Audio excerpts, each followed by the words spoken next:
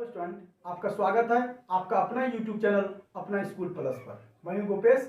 आज हम लोग क्लास 9th एनसीईआरटी मैथ्स में एक नए चैप्टर की शुरुआत करने जा रहे हैं, रेखाएं और कोण। तो इसमें कुछ हम लोग बेसिक टर्म्स डेफिनेशंस को जानेंगे, सीखेंगे। तो पहला डेफिनेशन है मेरा रेखा का। रेखा किसे कहते हैं या फिर रेखा से आप क्या समझते हैं? रेखा जिसमें चौड़ाई रहित लंबाई हो उसे हम लोग रेखा कहते हैं। दूसरा है रेखाखंड, यानी कि रेखाखंड रेखा का ही एक भाग है जिसमें कि दो अंत बिंदु होते हैं। सपोज एक अंत बिंदु ये हो गया, एक अंत बिंदु ये हो गया, इस दोनों को मिला देते हैं। ये सपोज ए हो गया, ये बी हो गया, इसे हम लोग रेखाखंड बोलेंगे। रेखाखंड ए बी, और इसे डिनोट करते हैं ए बी, इस तरह से डैश। चलिए रेखाखंड भी आप समझ गए। अब हम लोग चलते हैं किरण पर। किरण में क्या होता है? उसका एक अंत बिंदु होता है। रेखाखंड में दो अंत बिंदु होता है और किरण में एक अंत बिंदु होता है। सपोज ये ए है और ये बी है, ठीक है। तो किरण ए बी को हम लोग डिनोट करते हैं ए बी पे एक एरो, इसे किरण समझेंगे। चलिए इतना जान गए। अब हम लोग सीखेंगे संरेख बिंदु। तीन या तीन से अधिक बिंदु अगर एक रेखा पर स्थित है तो उसे हम लोग क्या बोलेंगे? संरेख बिंदु। अगर वो तीन बिंदु एक रेखा पर स्थित नहीं है तो हम उसे क्या समझेंगे? असंरेख बिंदु। जैसे कि अगर एक बिंदु यहां है, एक बिंदु यहां है, एक बिंदु यहां है, अगर यह एक रेखा यानी उससे एक रेखा गुजरती है ए बी और सी, तो हम समझेंगे कि ये रेखा संरेख है, एक रेखा पर स्थित है।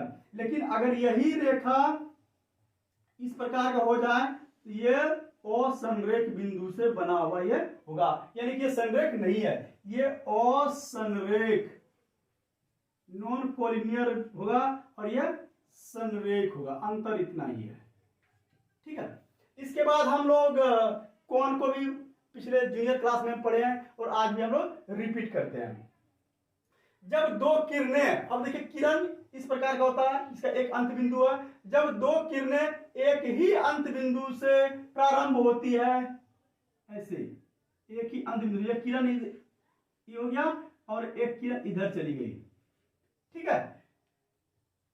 ये देखिए तो इसका एक कॉमन पॉइंट हो गया। सपोज को ओ मान लेते हैं, ऑरिजिन यहीं से आरंभ होता है, ये ए और इधर से बी। इसके बीच में एक कोण बनता है, सपोज हम मान लेते हैं थीटा। ये इससे सूचित कर रहे हैं, ऐसा नहीं कि वो थीटा कोण ही है, यानी क्या हम सूचित कर रहे हैं। अब कहता है कि जब दो किरणें एक ही अंत बिंदु से प्रारंभ होती है तो एक कोण बनता है, और कोण के इस किरण को हम लोग भुजा कहते हैं। क्या कहते हैं? भुजा। और इसको भी क्या बोलते हैं? भुजा। यानी ओ बी और ओ ए क्या हो गया? भुजा। और इसका प्रारंभ बिंदु जहां से स्टार्ट होती है उसको ऑरिजिन, और ऑरिजिन को यहां जो है हम लोग शीर्ष मानेंगे। शीर्ष या फिर इंग्लिश में वर्टेक्स, इसको हम लोग क्या बोलेंगे? शीर्ष, ठीक है। तो आशा है आप इसको समझ पाए होंगे। अब जब कोण की चर्चा हो गई तो अब कोण के प्रकार भी देख लेते हैं। जैसे न्यून कोण हो गया, समकोण हो गया, अधिक कोण हो गया, ऋजु कोण हो गया और प्रतिवर्ती कोण। ये सारे कोण के बारे में हम लोग सीख लेते हैं।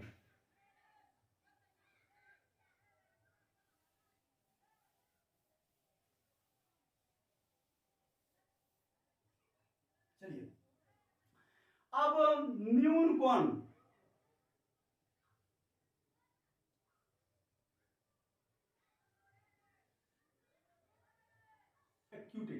न्यून कोण वह कोण जिसका मेजरमेंट 0 से 90 डिग्री के बीच में होता है उसे हम लोग न्यून कोण कहते हैं। जैसे कि मैं एक फिगर आपको समझाने का प्रयास करता हूं। सपोज यह 30 डिग्री का है, ये ए हो गया, ये ओ हो गया और यह बी हो गया, तो ये क्या हो गया? न्यून कोण हो गया। यानी कि वह कोण जिसका मेजरमेंट 0 से 90 के बीच होता है। ये 30 जो है 90 के बीच है, तो क्या हो गया? न्यून कोण हो गया। अब देखिए सम कोण,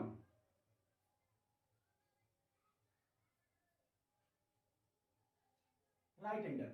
अब समकोण जो होता है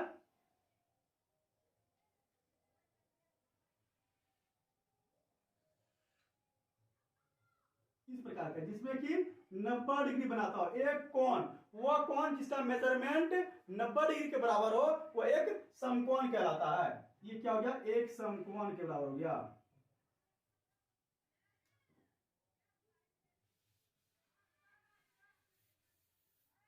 इस तरह फिगर बना लेते हैं, ये 90 डिग्री हो गया, ये ए हो गया और यह बी हो गया, ये 90 डिग्री। लेकिन समकोण का जो मेजरमेंट होता है वह 90 डिग्री के बराबर होता है। अगला है अधिक कोण।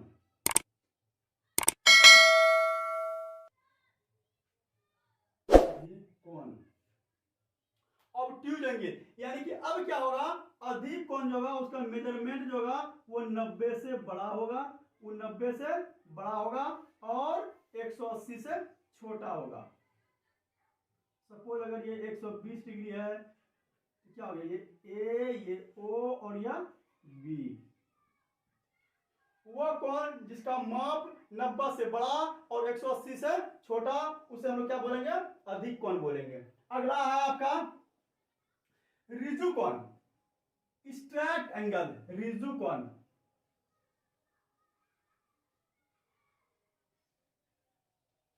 रिजु कोण, अब देखिए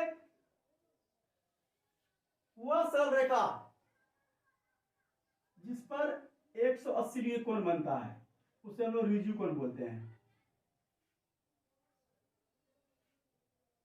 ए ओ बी 180 डिग्री कोण बनाते हैं, सरल रेखा, ये सीधा बात समझिए कि सरल रेखा जो ना हमेशा 180 डिग्री कोण बनाता है, उसे हम लोग रिजु कोण बोलते हैं, स्ट्रेट एंगल बोलते हैं। अगला है प्रतिवर्ती कोण, प्रतिवर्ती कोण, प्रतिवर्ती कोण।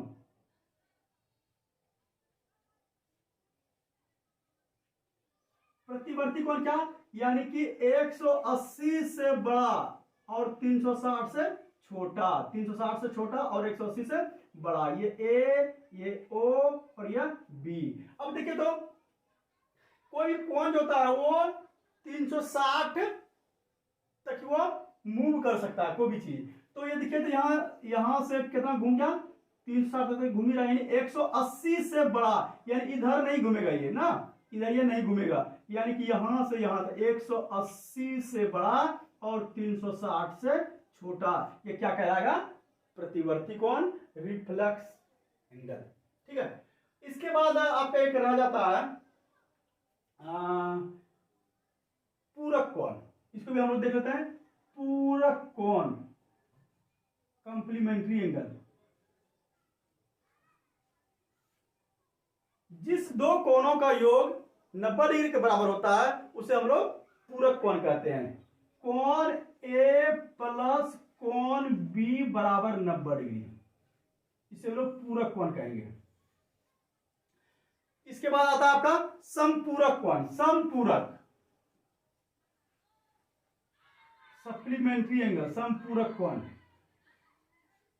जिस दो कोणों का योग दो समकोण के बराबर हो उसे हम लोग समपूरक कोण कहते हैं। कोण ए प्लस कोण बी बराबर 180 डिग्री, दो समकोण के बराबर। एक चीज और, जैसे कि मैंने रेखाखंड को बताया, रेखाखंड को ए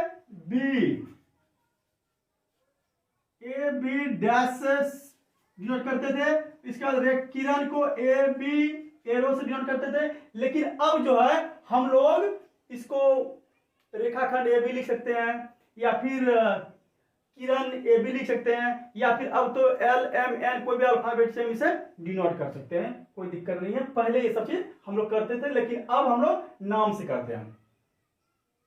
तो आशा है कि आप इसको समझ पाए होंगे। इस वीडियो में मैंने जो भी बताया, जैसे जीरो न्यून कोण है, 0 से 90 के बीच के कोण को क्या बोलते हैं, न्यून कोण। समकोण तो 90 हो गया, अधिक कोण हो गया वह 90 से बड़ा और 180 डिग्री से छोटा को हम लोग बोलते हैं अधिक कोण। रिजु कोण जिसका मेजरमेंट 180 है, प्रतिवर्ती कोण 180 डिग्री से बड़ा और 360 डिग्री से छोटा जो हो वो आपका प्रतिवर्ती कोण होगा।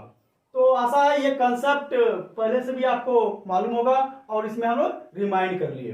तो जब हमको इस चीज की थ्योरम्स में या फिर एक्सरसाइज में इसकी जरूरत पड़ेगी तो हमें कोई दिक्कत नहीं होगा। ये आपके लिए यह वीडियो काफी, ज्योमेट्री में यह वीडियो काफी आपके लिए हेल्पफुल साबित होगा।